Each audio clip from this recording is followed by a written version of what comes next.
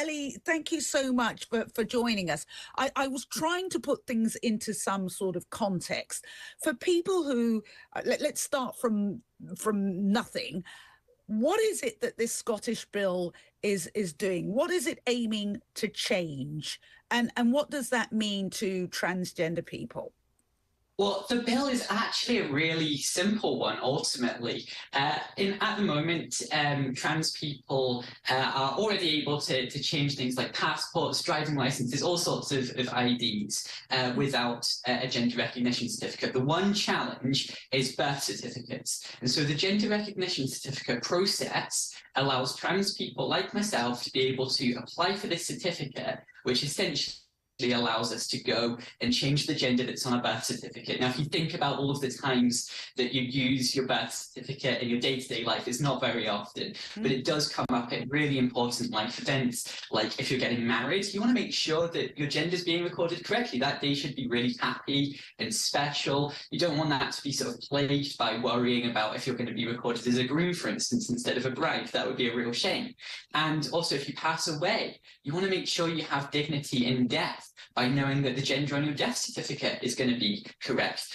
There's also sometimes it can come up in cases of pensions, depending on how old you are and if your retirement age is different based on your gender. But other than that, there's very few instances where this certificate actually comes up. The problem is that the current process to get one is so difficult, it's invasive, it's convoluted, and it can be really expensive as well. So expensive, in fact, that I've not been able to access one myself, even though I'm 23. I've been out as transgender since I was 18. The problem is that it requires, under the current process, for you to get a psychiatric diagnosis of what they call sort of gender dysphoria. Yeah, that's right. And you have to go to see a psychiatrist, and they have to diagnose you with, I think, quite a stigmatizing condition. Now, the problem is I've been waiting on the NHS waiting lists for this for nearly 5 years now, and I still don't know when my initial appointment is going to be, let alone the psychiatric assessment, which means that if I wanted to be able to change my birth certificate, get that gender recognition certificate, I would need to pay hundreds of pounds for a private assessment.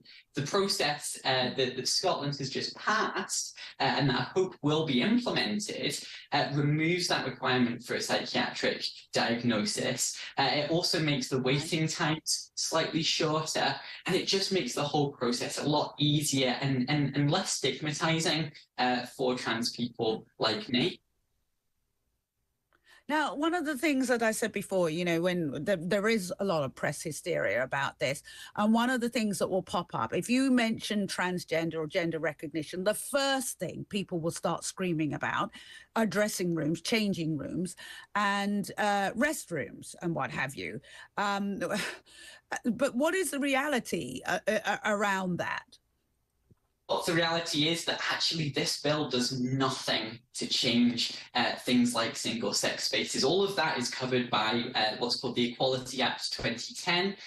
That relates to a variety of different protected characteristics, including if you are transgender, and that means that trans people, whether you've got a gender recognition certificate or not, are able to access single-sex spaces that align with the gender that we identify with, rather than the gender that we were assigned at birth. Having a gender recognition certificate doesn't change that for a very simple reason. No one asks you to present your birth certificate before you enter a changing room, a toilet, etc. I think it would be a really worrying situation for everyone, not just trans people, if that were the case. Yeah. So I think there's been a lot of misinformation, I have to say, about this bill and what it's going to do, what it's not going to do, because actually single-sex spaces really aren't covered at all. And as I said before, Scotland would be joining many, many other countries, because that's something that I was surprised about, because of all of a lot of the coverage around this makes it sound like Scotland's some breakout, different, weird country. But in actual fact, it's been done in many, many, many other countries without any problems at all. We're also talking about a relatively small number of the population, aren't we? Well, absolutely. And I think this point around, the other countries that have already, in fact, when you look at the bill that's been passed in Scotland, it's far from world leading. I think there are many ways in which I would have actually liked the bill to have gone a lot further, because I don't think it actually changes the process enough to make it easier. Ellie, let me jump in there. What would you have liked to have seen then, if you had your wish list? You say you'd like to have seen it gone a lot further. In what ways? Well, first of all, there are a lot of people who are transgender, but whose gender isn't necessarily strictly male or female, so non-binary. Right. A lot of countries around the world, when they've updated their gender recognition processes, they have allowed non-binary people to be able to legally change their gender to non-binary. The Scottish process doesn't do that. Other countries around the world as well, and I think this is a really difficult subject to talk about when we're talking about young people and children. But I think when you consider that some trans children and people who might have been, they might have socially transitioned at school, maybe they were still at primary school, maybe they were at high school. And I think it's really important that those children, they need to have the support there and the guidance to make sure that they know what they're doing. But I think it is important that those kids are able to change their legal gender as well, so that if they're going to college or university, for instance, they can make sure that, if they do need to show their birth certificate, for instance, as a form of ID, that they're able to do that without being outed. And the process in Scotland, it allows now young people from 16 to be able to update their legal gender. But I think they could have gone a lot further to have allowed children and young people below 16 to have been able to... So you think they could have been... And it's important that we just stress we're talking about social... changing their gender, socially.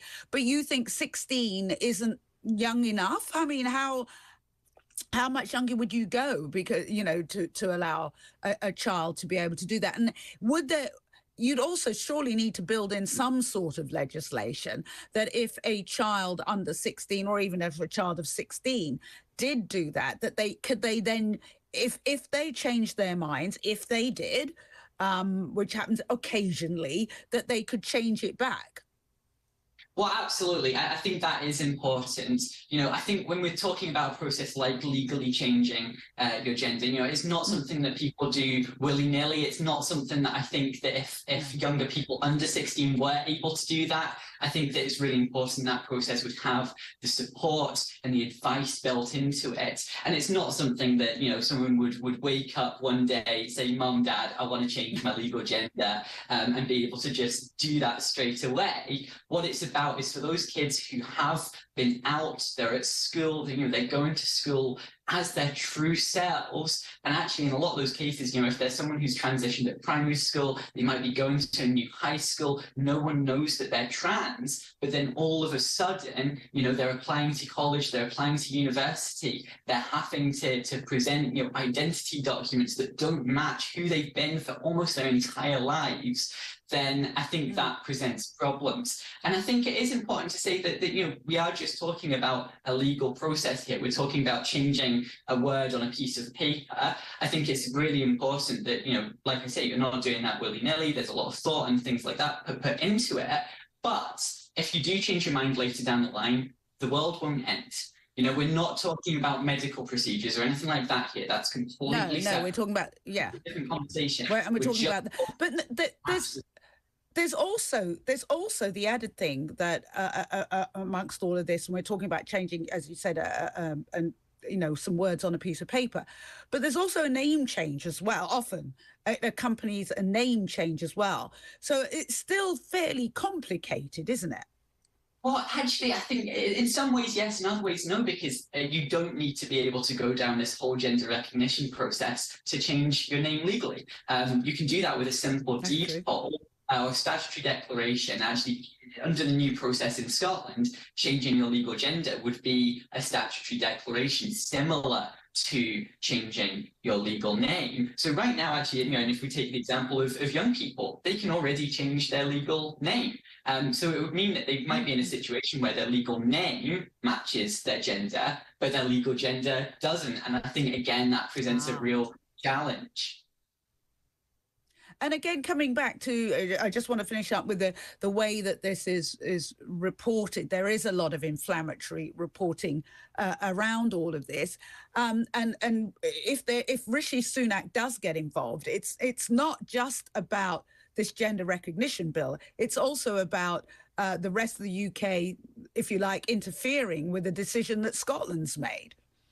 Well, absolutely. And I think, there are different ways that Rishi Sunak might interfere with this bill. I mean, if he goes down the route of taking advantage of the sort of provisions under the Scotland Act, I mean, that in the history of devolution in Scotland, which has been in place, longer than I've been alive, that's never been used before. And I think that when you look at, and I won't make any comment either way, but if you look at the arguments around Scottish independence and you look at the democratic deficits that a lot of people in Scotland aren't happy with because of the idea that the UK government ultimately can come in and change things that the people in Scotland have voted for, then I think that for Rishi Sunak, who's self-titled as Minister for the Union, I think that would be a really bizarre political strategy to go down, and I'm not entirely sure what his end goal is here. Yeah, it would be a slippery slope, wouldn't it, as well? And as we saw with pictures earlier, at the moment, he and Nicola Sturgeon seem to be getting on. So maybe he will respect that. But for you, do you see this as this bill as, it's still got to get through, but do you see it as a really important first step? Oh, absolutely. Absolutely. I mean, I think that, when you look as well at the journey that this bill has gone through, it was about 6 years ago, in fact, that all 5 of the leaders of the Scottish political parties in the Scottish Parliament committed to these reforms, including the Conservative Party.